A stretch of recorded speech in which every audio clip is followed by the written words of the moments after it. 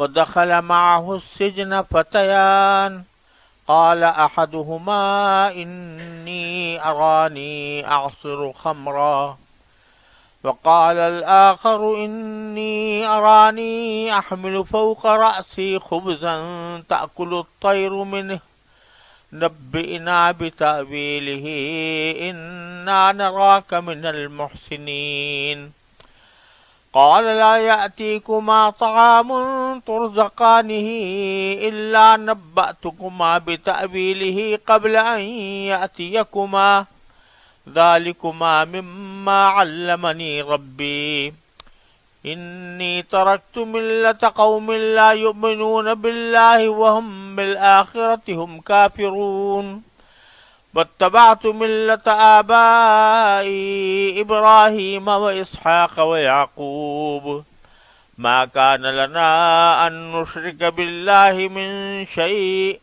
ذلك من فضل الله علينا وعلى الناس ولكن أكثر الناس لا يشكرون يا صاحبي السجن أأرباب متفرقون خير أم الله الواحد القهار ما تعبدون من دونه إلا أسماء سميتموها أنتم وآباؤكم ما أنزل الله بها من سلطان إن الحكم إلا لله أمر ألا تعبدوا إلا إياه ذلك الدين القيم ولكن أكثر الناس لا يعلمون يا صاحبي السجن أما أحدكما فيسقي ربه خمرا وأما الآخر فيصلب فتأكل الطير من رأسه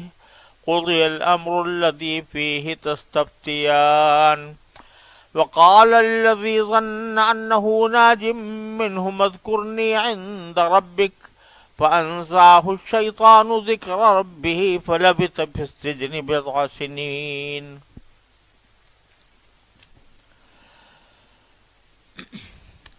ان آیات سے پہلے اللہ تبارک و تعالیٰ نے حضرت یوسف علیہ السلام کا واقعہ بیان کرتے ہوئے یہ ارشاد فرمایا تھا کہ اگرچہ حضرت یوسف علیہ السلام عفت و عصمت کے پیکر تھے اور اللہ تعالیٰ نے ان سے برائی اور بدکاری کو دور کر دیا تھا اور وہ بالکل پاک باز تھے، اس کے باوجود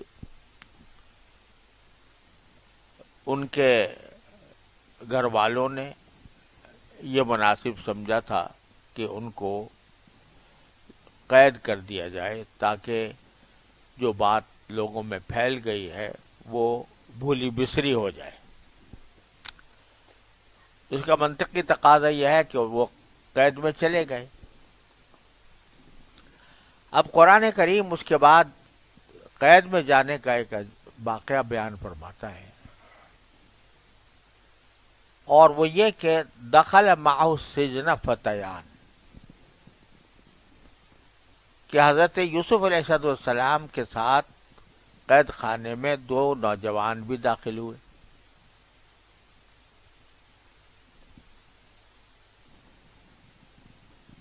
اس کے تفسیر میں بعض مفسرین نے مختلف روایات کی بنیاد پر یہ کہا ہے کہ جب حضرت یوسف علیہ السلام قید خانے میں آئے تو جتنے اور قیدی تھے ان کے ساتھ ان کا حسن سلوک اور اللہ جل جلالہ کی طرف رجوع، نماز، ذکر، تسبیح وغیرہ،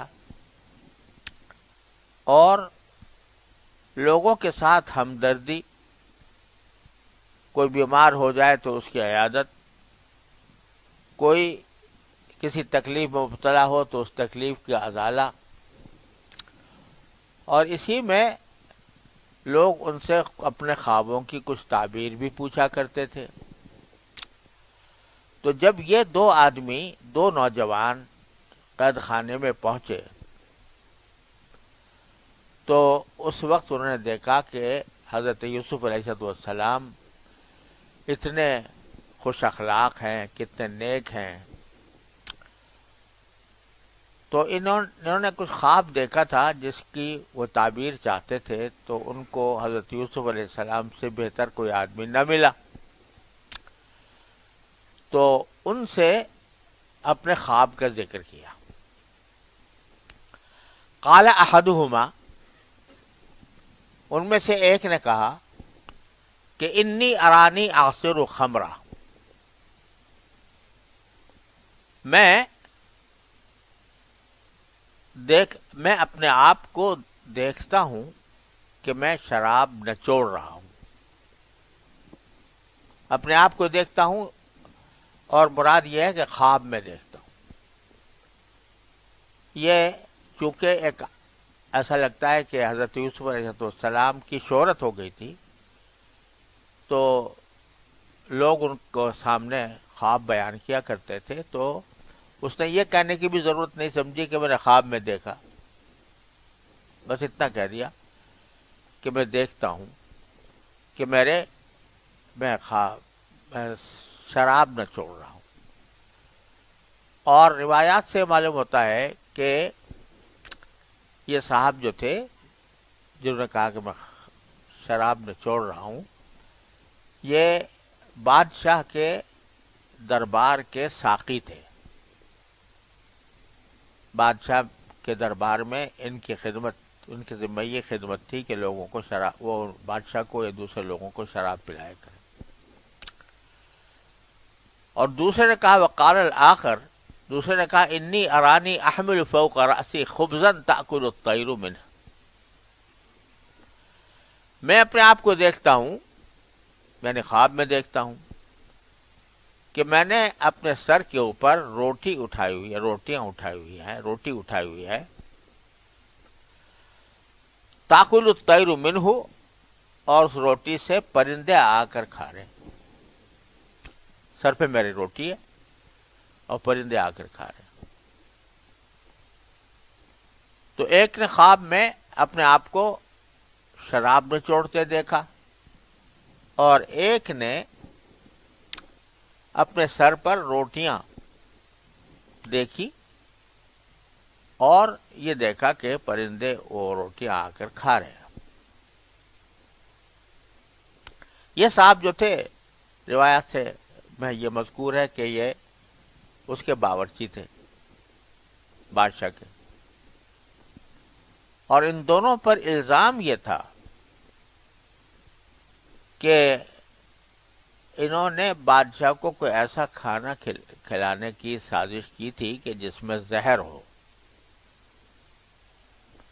اس الزام کی وجہ سے ان کو قید میں ڈالا گیا تھا.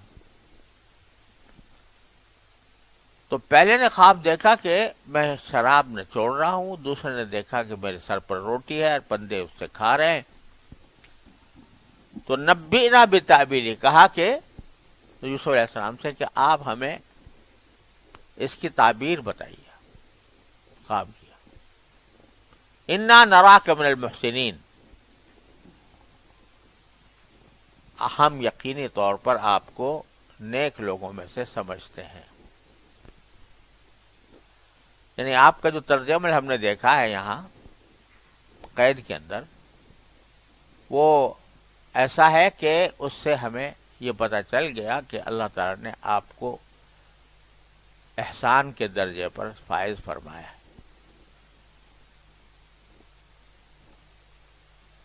اب اس کے جواب میں حضرت موسیٰ علیہ السلام نے ایک تقریر کی.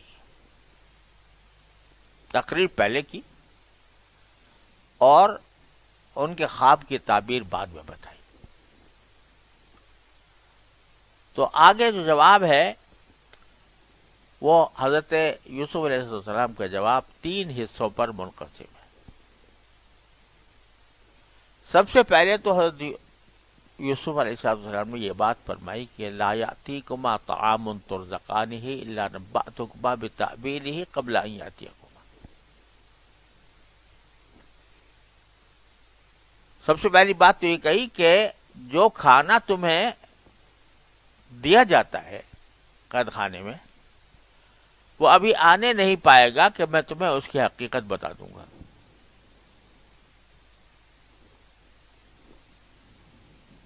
یہ بتلایا کہ اگر تمہیں جو کھانا ملتا ہے نا ابھی وہ تمہارے پاس پہنچا نہیں ہوگا تو میں تمہیں بتا دوں گا کہ کیا کھانا آنے والا ہے اور اس کھانے کی کیا صفات ہوگی. ذالکما مما علمنی ربی، یہ بات کہ میں تمہیں پہلے سے بتا دوں گا کہ تمہارے پاس کون سا کھانا آیا ہے، یہ مجھے میرے پروردگار نے اس کا علم عطا فرمایا. میرے پروردگار نے اس کا علم عطا فرمایا ہے تو میں تمہیں بتا سکتا ہوں کہ تمہارے پاس جو کھانا آئے گا وہ کیا آئے گا. بظاہر اس کا تعلق ان کے سوال سے کوئی ہے نہیں، کیونکہ وہ تو خواب کی تعبیر معلوم کر رہے تھے.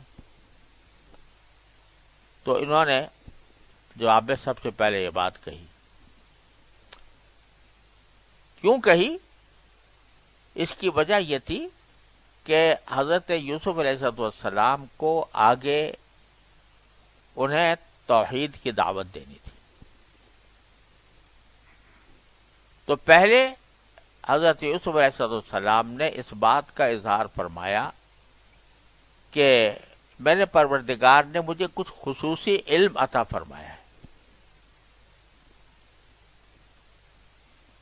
اور وہ خصوصی علم جو ہے کسی انسان کو عام طور پر نبوت کی وجہ سے عطا کیا جاتا ہے.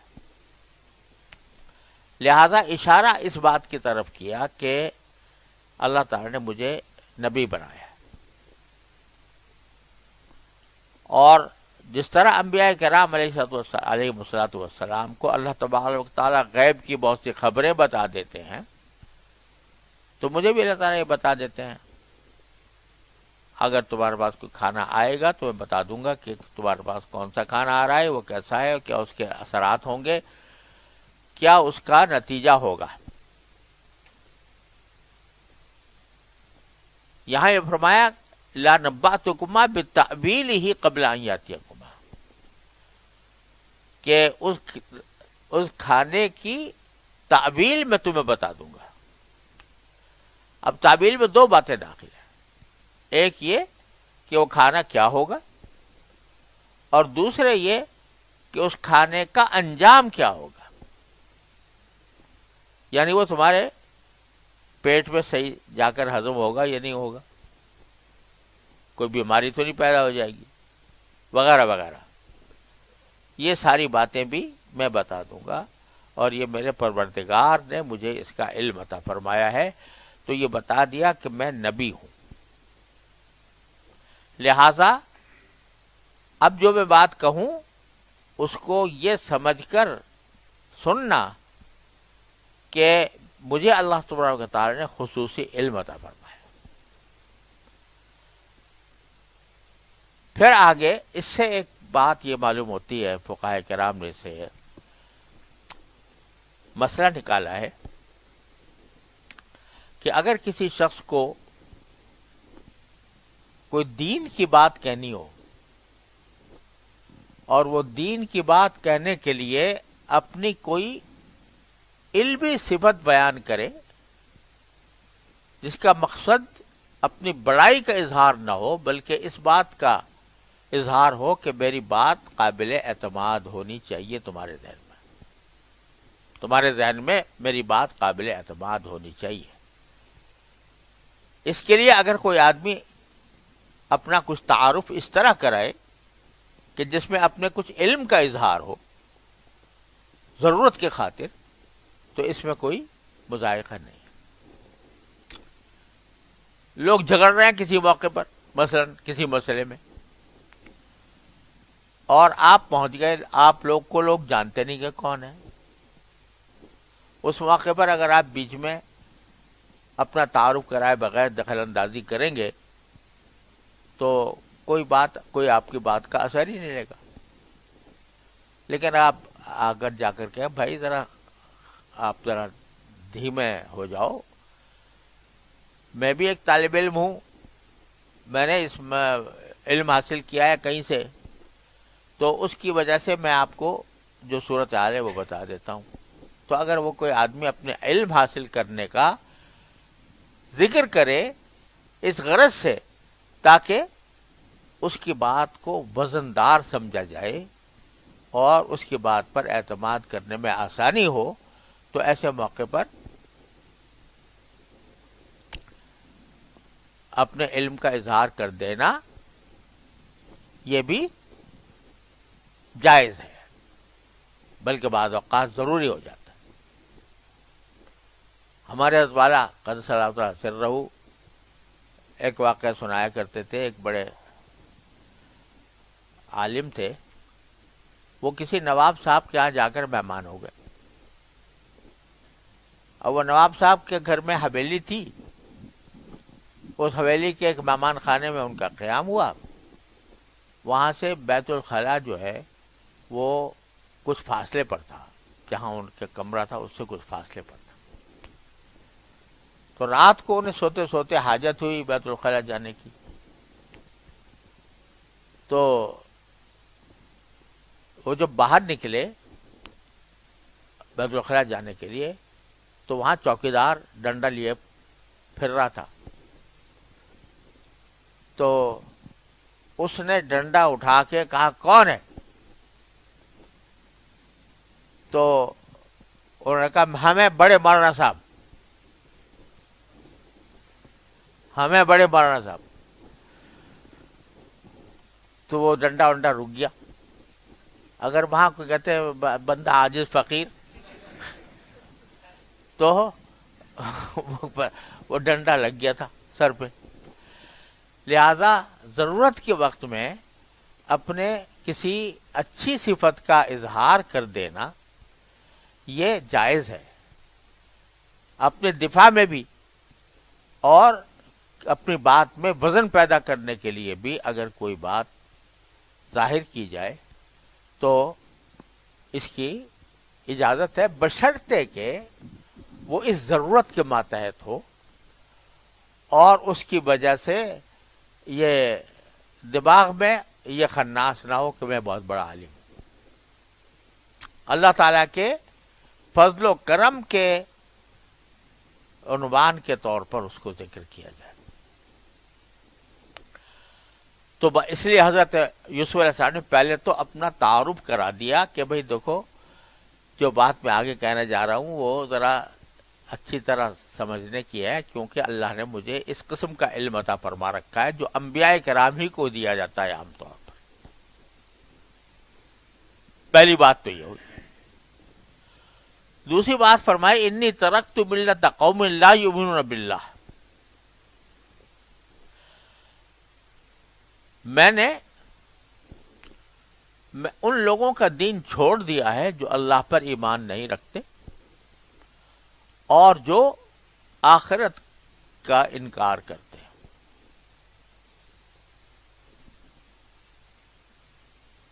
چھوڑ دیا ہے کہ معنی یہ کہ میں اس کے ایسے دین سے بیزار ہوں. الفاظ یہاں پر ایسے لگ رہے ہیں کہ گویا پہلے کسی ایسے ملت کے ساتھ تھے آپ اور پھر اس کو چھوڑ کر آ گئے. لیکن مراد یہ ہے کہ میں جب عالم ہوش میں مصر لایا گیا تو وہ سارے لوگ ایسے تھے جو مشرک تھے اور یا تو اللہ پر ایمان ہی نہیں رکھتے تھے اور یوم آخرت پر کیا ایمان رکھتے، یا یہ کہ اللہ پر ایمان تو رکھتے تھے لیکن ایمان کیا جو توحید کے اوپر مشتمل نہ ہو. لہذا انہوں نے بہت سے بت بنا رکھے تھے، بہت سے دیوتا بنا رکھے تھے، ان کی پرستش کرتے تھے.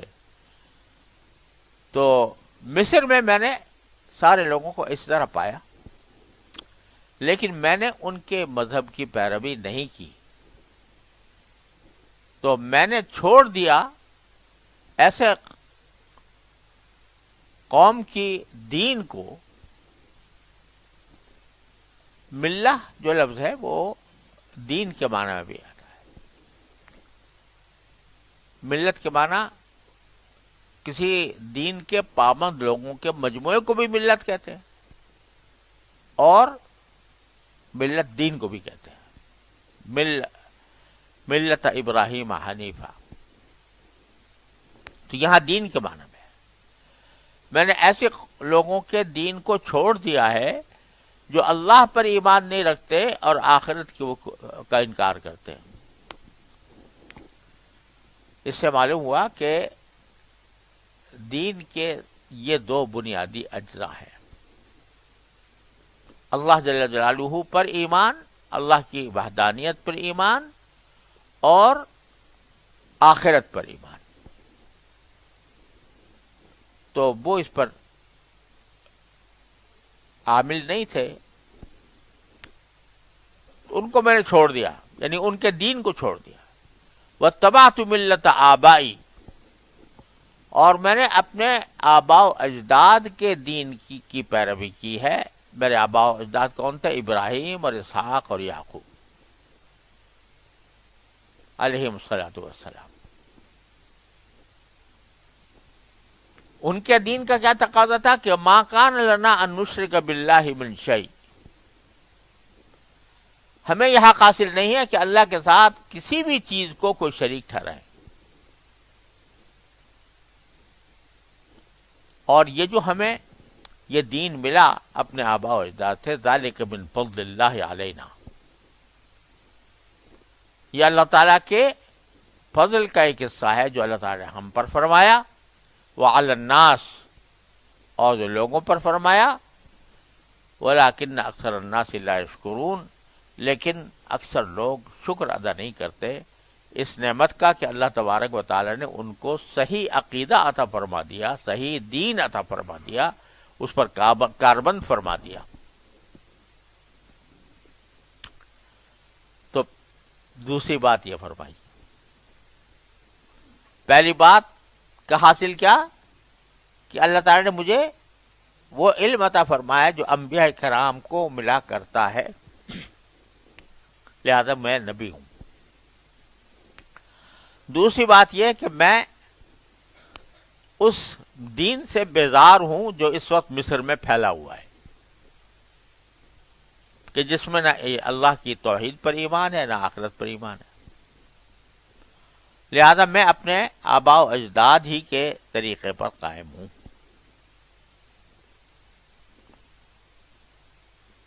تیسری بات جو فرمائی وہ ان کو دعوت ایمان. یا صاحب السجن، اے قید خانے میں میرے دو ساتھیوں،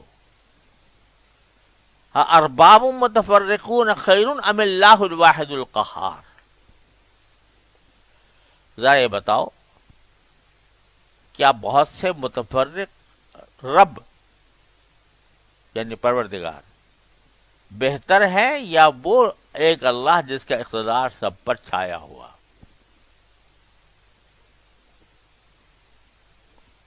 اب یہ ایک عجیب عنوان ہے توحید کے اس بات کا، اس لیے کہ جو لوگ شرک کرتے ہیں انہوں نے مختلف دیوتا بنا رکھے ہیں. تو یہ دیوتا جو ہے مجھے رزق دیتا ہے، یہ دیوتا مجھے اولاد دیتا ہے، یہ دیوتا مجھے بارش دیتا ہے، یہ دیوتا مجھے خوشحالی عطا کرتا ہے. اور جہاں تک اللہ میاں کا تعلق ہے وہ بیٹھ گئے ان کو دے دے کے خالی یہ سب کام کر رہے ہیں یہ لوگ. تو یہ جتنے بھی بنا رکھے نا تو ان کو ارباب متفرقون، یہ متفرق پروردگار ہیں. کوئی رزق دینے کے لیے، کوئی اولاد دینے کے لیے، کوئی بارش دینے کے لیے، کوئی خوشحالی دینے کے لیے وغیرہ. یہ متفرق لوگ ہیں. نتیجہ کیا ہوتا ہے؟ اگر بالفرض اول تو یہ جن کو بنا رکھا ہے یہ پتھر کے بت ہیں، یہ خود اپنا دفاع نہیں کر سکتے تو دوسرے کا کیا کریں گے؟ لیکن اگر بالفرض یہ صورتحال بنی کہ کسی کو کوئی رزق دے رہا ہے، کوئی بارش دے رہا ہے، کوئی صحت دے رہا ہے، تو اب آدمی اگر بالفرض یہ اس کو آدمی اپنا عقیدہ بنا لے تو کیا ہوگا؟ رزق دینے کے لیے فلاں کے پاس جا رہا ہے، رزق لینے کے لیے فلاں کے پاس جا رہا ہے، اور بارش لینے کے لیے فلاں پر جا رہا ہے، اولاد لینے کے لیے فلاں کے پاس جا رہا ہے. متفرق دیوتا ہیں، ان کی طرف پھر رہا ہے، کبھی یہاں کبھی وہاں کبھی وہاں، اور عبادت بھی سب کی کر رہا ہے، اس کی بھی اس کی بھی اس کی بھی. اس کے برخلاف اچھا حالانکہ یہ سارے دیوتا ہیں جن کو سیورا دیوتا بنایا، بت ہوں یا کرتارے ہوں، تو ان سب کا حال یہ ہے کہ وہ اپنے دائرے میں محدود ہیں. اپنے دائرے میں محدود ہونے کی وجہ سے وہ اپنے دائرے سے باہر نہیں نکل سکتے. اب ان کی عبادت اگر آدمی کرے گا تو جب اتنے سارے خدا مان لیے تو ہر خدا کی عبادت ضروری ہو گئی. اب وہ کتنے خداؤں کی عبادت کرے گا انسان؟ ہندوؤں کے ہاں تو پتہ نہیں کتنے ہیں، لا تعداد ہے. تو ان کی عبادت کرنا بہتر ہے یا ایک ایسے مالک کی جو قہار ہے؟ یعنی جو بہت سارے تم نے دیوتا بنا رکھے ہیں، یہ اپنے دائرے سے نکل کے تو کچھ کر نہیں سکتے،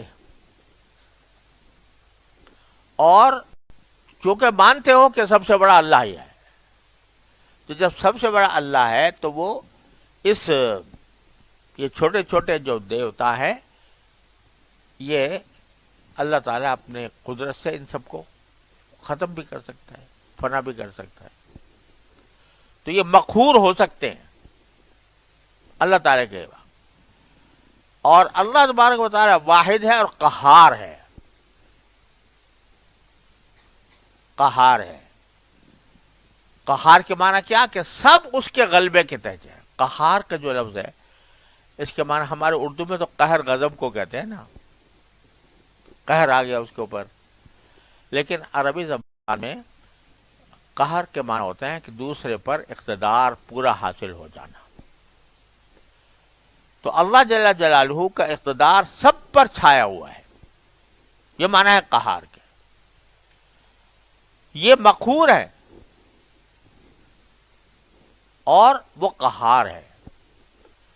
تو اسی پر اگر غور کرو تو پتہ چل جائے گا کہ اس کائنات کی تدبیر، اس کائنات کی تخلیق اور اس کا سارا کام جو ہے وہ ایک ہی ذات کر رہی ہے، جو قہار ہے، جو سب پر غالب ہے.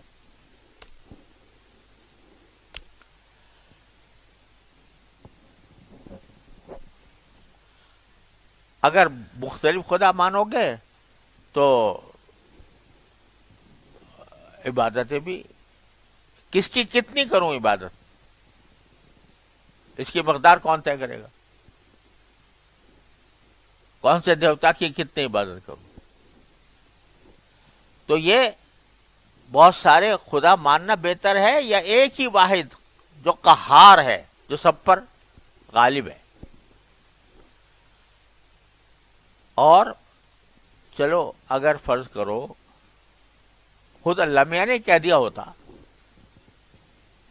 یہ تم نے جو کہہ رہے ہو نا کہ یہ اللہ میاں نے اپنے اختیارات سپرد کر دیے ہیں ان چھوٹے چھوٹے دیوتاؤں کو، تو اگر اللہ تعالیٰ نے ہی کہہ دیا ہوتا کہ بھائی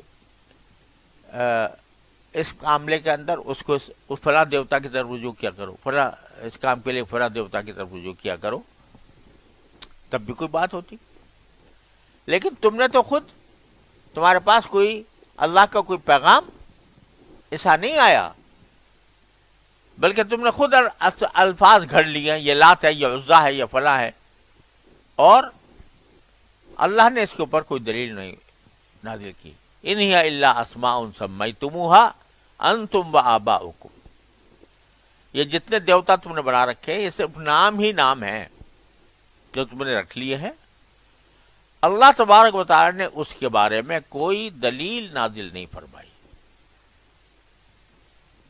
یعنی جو چیز بھی کا وجود ہو اس کے لیے یا تو عقلی دلیل ہو یا نقلی ہو. یا تو عقل سے کہہ دو کہ بھئی اللہ میاں کی قدرت میں نہیں تھا سارا کام چلانا، مگر مانتے ہو کہ وہ قہار ہے. اللہ میاں کا قدرت میں نہیں تھا لہذا اس نے دیوتا مقرر کر دیے ہیں، تو تم نے خدا کے عز کا اعتراف کر لیا، اور خدا کا عز جو ہے وہ اس کی شان الوہیت سے بات ممکن ہی نہیں ہے. تو عقلی دلیل سے، عقلی اعتبار سے بھی اس کے ساتھ کسی کو شریک ٹھہرانا عقلی اعتبار سے بھی حماقت، اور اگر عقلی نہ کوئی نقلی ہو کہ اللہ ہی نے کہہ دیا ہو تو ما انزل اللہ بہا من سلطان، اللہ نے اس کے بارے میں کوئی ایسی دلیل یا حجت نہیں نازل فرمائی کہ جس کی بنیاد پر تمہیں مان.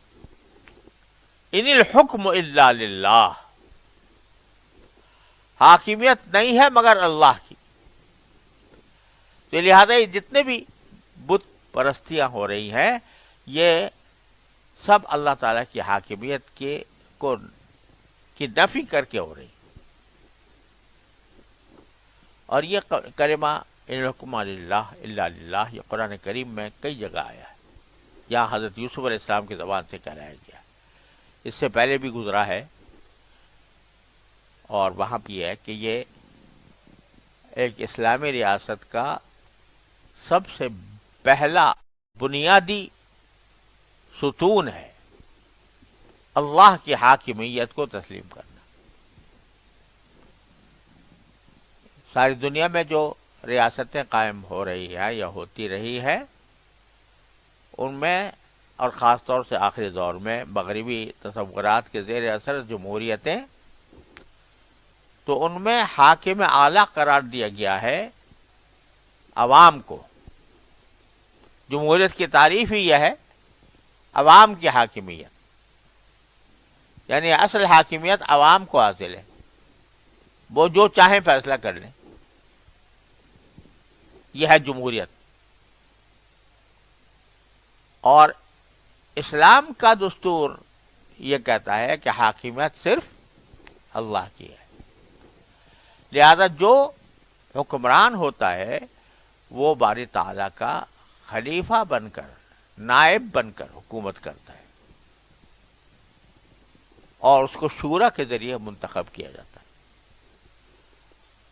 تو یہ اسلامی دستور کی سب سے پہلی دفعہ ہے ان الحکم الا للہ. تو یہاں پر بھی حضرت یوسف علیہ السلام نے دین کی تعریف کا تعارف کراتے ہوئے اس کو خاص طور پر ذکر فرمایا کہ حاکمیت تو اللہ ہی کو حاصل ہے، ولیکن اکثر الناس لا یعلمون، لیکن اکثر لوگ نہیں جانتے. اس کا ایک معنی تو یہ اکثر لوگوں کو یہ علم نہیں ہے کہ اللہ کی حاکمیت اللہ ہی کی ہے، اس بات کا بہت سے لوگوں کو علم نہیں ہے. اور دوسرا اس کا پہلو یہ ہے کہ اللہ کی حاکمیت کے مقابلے میں جو نظریہ لایا جا رہا ہے وہ کیا ہے؟ وہ یہ ہے کہ اکثریت کا فیصلہ مانو. جمہوریت میں کیا کہا جاتا ہے؟ یہ کہا جاتا ہے نا کہ فیصلہ اللہ کا نہیں ہے، مذہب کو تو رکھ دو الگ، اور عوام کی اکثریت جو بات کہے وہ کر لو. تو اس کے ایک پہلو اس کا یہ بھی ہے کہ جن اکثر لوگوں کو تم نے معیار حق قرار دے لیا وہ تو جانتے ہی نہیں، ولیکن اکثر الناس لا یعلمون، علم تو اللہ تعالیٰ کے پاس ہے کہ کون سی چیز بہتر ہے کون سی بری ہے۔ جب اللہ تعالیٰ کے پاس ہے تو حاکمیت بھی اسی کی ہوگی، اور تم نے اس کے مقابلے میں اکثریت کو کیا بنا لیا؟ اکثریت کو معیار حق بنا لیا، حالانکہ اکثریت جو ہے وہ لا یعلمون، وہ نہیں جانتے۔ تو اس کے دونوں پہلو ہیں، ایک معنی وہ ہوئے کہ یہ بات کہ حاکمیت اللہ کی ہے اس کا علم نہیں بیچاروں کو، بہتوں کو، اور ایک یہ کہ اللہ کی حاکمیت کے مقابلے میں جس چیز کو لایا جا رہا ہے کہ اکثریت کا فیصلہ جو ہے وہ برحق ہوگا، ارے ان اکثریت کا فیصلے کو برحق قرار دے رہے ہو جن کے پاس علم ہی نہیں، لیکن اکثر الناس لا یعلمون۔ اب یہ ساری تمہید باندھی حضرت یوسف علیہ السلام نے، انہوں نے پوچھا تھا خواب کی تعبیر بتا دے مجھے، ہمیں کیا ہے، لیکن پہلے اپنا تعارف کرایا، اور تعارف کرا کے پھر ان کو توحید کی دعوت دی۔ کیوں؟ یہ بتلا رہا ہے، یہ سبق دے رہے ہیں، یہ حضرت یوسف علیہ السلام کا یہ عمل سبق دے رہا ہے کہ جب بھی کسی شخص کو کوئی حق بات پہنچانے کا موقع مل جائے کسی کو تو وہ دریغ نہ کرے، خاص طور پر ایسے موقع پر جب کہ کوئی شخص تم سے کوئی کام کرانے آیا ہے، اپنی حاجت لے کر آیا ہے، تو حاجت تو پوری کر ہی دو، لیکن اس کے کان میں کوئی ایسی بات ڈال دو جو وہ سوچتا ہی رہ جائے، شاید اللہ تعالیٰ اس کے ذریعے اس کو دل پلٹ دے، کایا پلٹ دے۔ تو ایک نبی کے عمل نے یہ بتا دیا کہ ایک مسلمان کو، اور خاص طور سے ایک ایسے داعی حق کو جس کو اللہ تعالیٰ نے دعوت کا کام سپرد کیا ہے، عالم کو، داعی کو یہ چاہیے کہ جب بھی کوئی ایسا موقع مل جائے کہ کسی کو حق کی بات پہنچائی جا سکتی ہو اور اس کو حق کی طرف دعوت دی جا سکتی ہو تو اس سے دریغ نہ کرنا چاہیے۔ اور یہ اسی وقت ہوتا ہے جب انسان کے دل میں ایک کوڑھن اور انسان کے دل میں ایک آگ جلی ہوئی ہو کہ جب بھی مجھے کوئی حق بات کرنے کا موقع مل جائے، کسی کو جہنم سے نکالنے کے لیے کوئی تدبیر بتانے کا موقع مل جائے، میں بتا دوں۔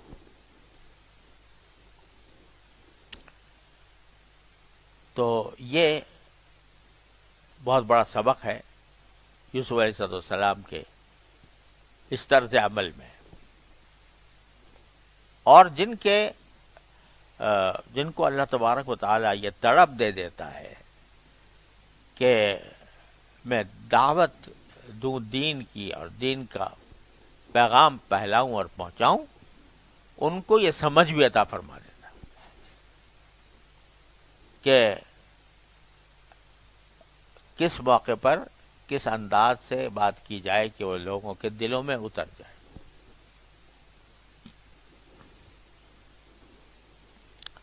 ہمارے حضرت بابا نجم احسن صاحب رحمۃ اللہ علیہ، حضرت تھانوی رحمۃ اللہ علیہ کے خلیفہ مجاز صحبت تھے، اور عجیب اللہ نے ان کو مقام بخشا تھا۔ تو وہ اپنے کمرے میں گھر میں بیٹھے رہتے تھے، لوگ آتے جاتے رہتے، استفادہ کرتے رہتے تھے۔ ایک صاحب جو ہے کسی وقت اپنا قلم بھول گئے وہاں حضرت بابا صاحب کے پاس،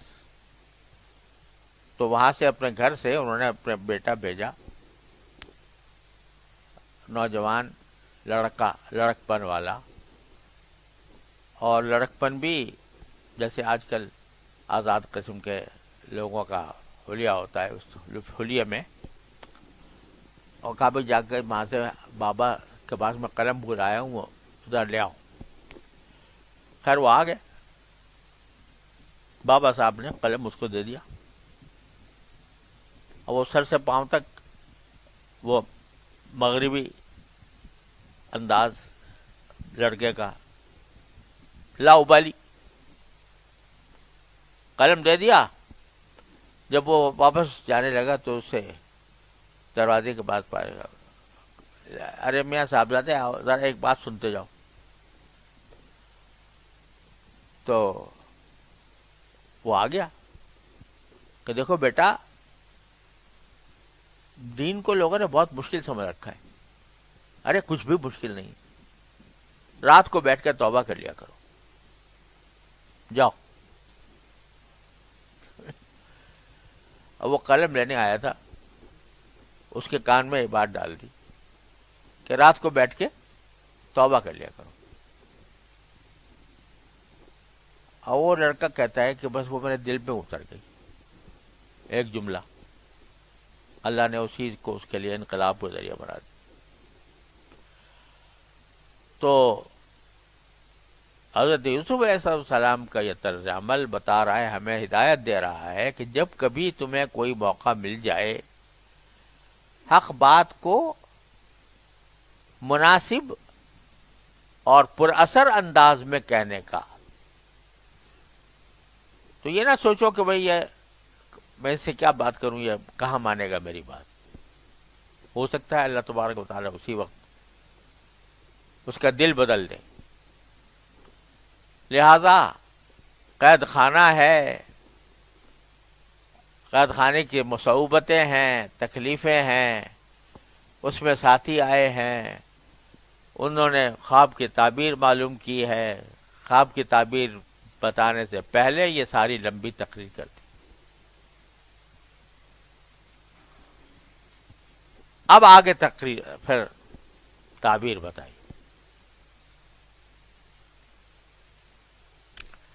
تعبیر یہ بتائی، یا صاحب السجن،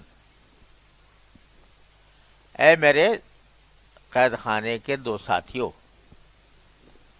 اما احدکما، جہاں تک تم میں سے ایک کا تعلق ہے، فیسقی ربہ خمرہ، تو وہ اپنے مالک کو شراب پلائے گا۔ یہ جو خواب میں دیکھا ہے نا، کہ میں نے خواب میں دیکھا ہے کہ میں شراب نچوڑ رہا ہوں، تو اس کی تعبیر یہ ہے کہ تم رہا ہو جاؤ گے یہاں سے قید خانے سے، اور قید خانے سے رہا ہو کر اپنی اس خدمت پر بحال ہو جاؤ گے جس خدمت پر تم تھے، کہ اپنے آقا کو شراب پلایا کرتے تھے، تو وہ تم جا کر پھر اسی طرح شراب پلاؤ گے رہا ہونے کے بعد۔ وَأَمَّا الْآخَرُ، اور جو دوسرے صاحب ہیں، فَيُصْلَبُ، تو ان کو سولی دی جائے گی۔ سولی کا نتیجہ یہ ہوگا فَتَأْخُذُ الطَّيْرُ مِنْ رَأْسِهِ، تو پرندے جو ہیں اس کے سر سے کھائیں گے۔ کیا معنی؟ کہ جب سولی لے کے لٹکا دیا گیا، لاش لٹکی ہوئی ہے، تو وہاں پرندے آئیں گے تو اس کا سر نوچ نوچ کے کھائیں گے۔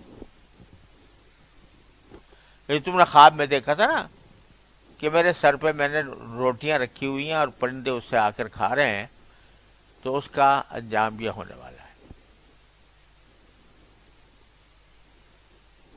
پھر آگے فرمایا قضی الامر الذی فیہ تستفتیان،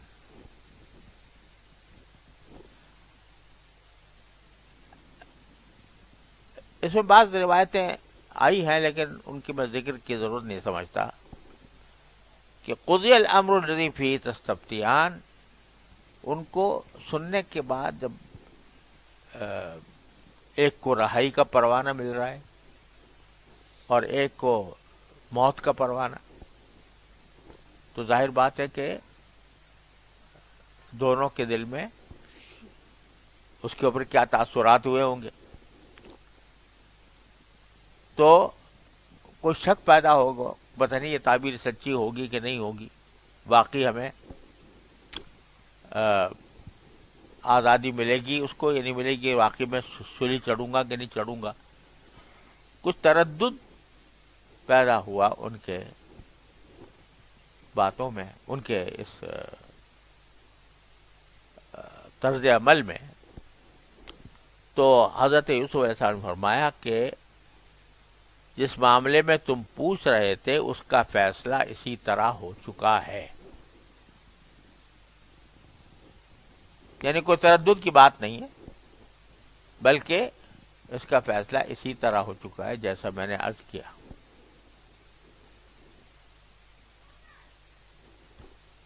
یہ کیوں فرمایا کہ فیصلہ اسی طرح؟ تعبیر بتانا جو ہوتا ہے وہ ایک الگ بات ہے، اور پھر پیشن گوئی کرنا کہ ہاں یہ تعبیر ایسے ہی ہوگی. اس میں ایک حدیث ہے مسند احمد وغیرہ میں آئی ہے، ابو داؤد میں بھی آئی ہے، جس میں یہ فرمایا کہ الرؤیا علی رجل طائر، کہ جب خواب جو ہوتا ہے وہ پرندے کے پاؤں میں لٹکا ہوا ہوتا ہے. لفظی معنی یہ ہے، اور مقصد یہ ہے فَأُبِّرَتْ وَقَعَتْ، جب کوئی اس کی تعبیر دے دیتا ہے تو پھر ویسے ہی ہو جاتا ہے. اسی لیے بزرگوں نے کہا ہے کہ جب کوئی خواب دیکھے آدمی تو ہر ایک سے ایک تو بتاتا نہ پھرے، اور کسی ایسے شخص کو بتائے جو خیر خواہ ہو، اور تعبیر سے اس کو کوئی مناسبت ہو. تو یہ کیوں؟ اس لیے کہ اگر کسی بدخواہ کے پاس چلی گئی اور اس نے تعبیر دے دی بری، تو کچھ بعید نہیں ہے کہ وہی تعبیر سچی ہو جائے. یعنی حدیث کا جو مفہوم ہے وہ یہ ہے کہ جب کوئی شخص تعبیر دے دیتا ہے خواب کی، جو پہلی بار تعبیر دے گا واقعہ اسی کے مطابق ہو جائے گا. لیکن اس لیے کہا گیا کہ ہر ایک کے سامنے بیان نہ کرو، کسی سمجھدار آدمی کے سامنے، مخلص اور ہمدرد کے سامنے بیان کرو. تو بعض لوگوں نے کہا کہ یہ جو حضرت یوسف علیہ السلام نے فرمایا کہ تم اس فیصلہ ہو چکا ہے، یہ اس لیے کہ میں نے تعبیر دے دی، پہلی تعبیر ہے واقع ہو جائے گی. لیکن بظاہر یہاں مقصود یہ ہے کہ جیسا پہلے بتایا تھا حضرت یوسف علیہ السلام نے کہ جو کھانا تمہارے پاس آئے گا میں پہلے سے بتا دوں گا، کیونکہ اللہ تعالی نے مجھے وحی کا علم عطا فرمایا ہے. تو یہاں پر بھی اسی علم کے تقاضے سے حضرت یوسف علیہ السلام نے فرمایا کہ جو معاملہ تم پوچھ رہے ہو اس کا فیصلہ اسی طرح ہو چکا ہے جیسا میں نے بیان کیا، یعنی واقع ایسا ہی ہوگا. تعبیر کے والے کا کام یہ نہیں ہوتا کہ پیشن گوئی کرے، وہ صرف تعبیر دیتا ہے، وہ ایک ظن ہوتا ہے، تعبیر میں گمان ہوتا ہے، لیکن وہ کوئی پیشن گوئی نہیں ہوتی. یہاں یوسف علیہ السلام نے پہلے تعبیر دی، پھر پیشن گوئی بھی کر دی کہ معاملہ ایسے ہی ہوگا جس طرح میں نے بتایا. ایک طرف وہ تعبیر دے دی. وقال للذی ظن انہ ناج منہما، اور وہ شخص جس کے بارے میں حضرت یوسف نے ایک خیال ظاہر کیا تھا کہ وہ نجات پا جائے گا ان دونوں میں سے، یعنی رہائی اس کو حاصل ہو جائے گی، اس سے بات کی. جس کے بارے میں یہ طے تھا کہ اس کو سولی ہوگی، اس کے نہیں، بلکہ جس کے بارے میں یہ طے تھا کہ وہ رہا ہوگا، رہا ہو کر اپنی خدمت پر بحال ہوگا. تو اس سے کہا حضرت یوسف علیہ السلام نے کہ اذکرنی عند ربک، کہ بھائی اپنے آقا کے پاس جب جاؤ گے رہا ہو کر تو میرا بھی ذکر کر دینا ان سے. کیا ذکر کر دینا؟ کہ اس طرح ایک شخص مظلوم بلا وجہ ناکردہ جرم کی سزا بھگت رہا ہے جیل کے اندر، ہو سکتا ہے اس کو کچھ ترس آ جائے اور وہ جو ہے وہ رہائی کا کے لیے کوئی کارروائی کر دے۔ اذکرنی عند ربک، اس سے معلوم ہوا کہ چاہے نبی ہو یا کوئی ولی ہو، اگر کوئی مصیبت پڑی ہوئی ہے، کسی ظلم کا شکار ہے، تو اس کے ازالے کے لیے کسی بندے سے مدد لے لینا یہ کوئی توکل کے خلاف نہیں۔ لوگ سمجھتے ہیں توکل یہ ہے کہ بس ہاتھ پہ ہاتھ رکھ کے بیٹھ جاؤ، حالانکہ حدیث میں رسول کریم صلی اللہ علیہ وسلم نے فرمایا کہ اعقلھا وتوکل، اونٹنی کو پہلے باندھو پھر توکل کرو، یعنی اسباب اختیار کرو پھر توکل کرو۔ تو یہاں پر بھی حضرت یوسف علیہ السلام نے ایک ایسا وسیلہ اختیار کرنے کا کیا جو اپنی مظلومیت کو دور کرانے کے لیے بہتر راستہ ہو سکتا تھا۔ چنانچہ معلوم ہوا کہ ایسا کرنے میں کوئی مذائقہ نہیں ہے، یہ توکل کے خلاف نہیں ہے۔ آگے پھر فرمایا کہ فَأَنْسَاهُ الشَّيْطَانُ ذِكْرَ رَبِّهِ، جس شخص سے کہا تھا کہ جا کر اپنے آقا سے میرا ذکر کرنا، اس کو شیطان نے بھلا دیا اپنے پروردگار کے اپنے آقا سے بات کرنا۔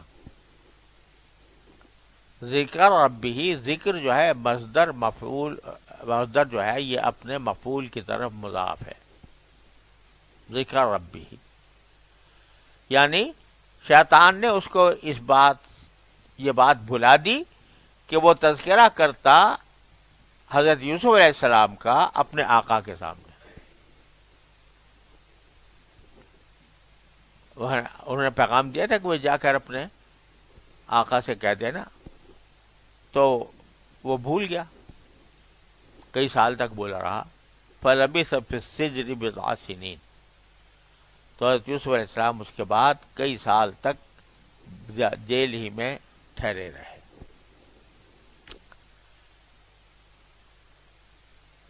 اور یہ خواب ہی پھر آخر جا کر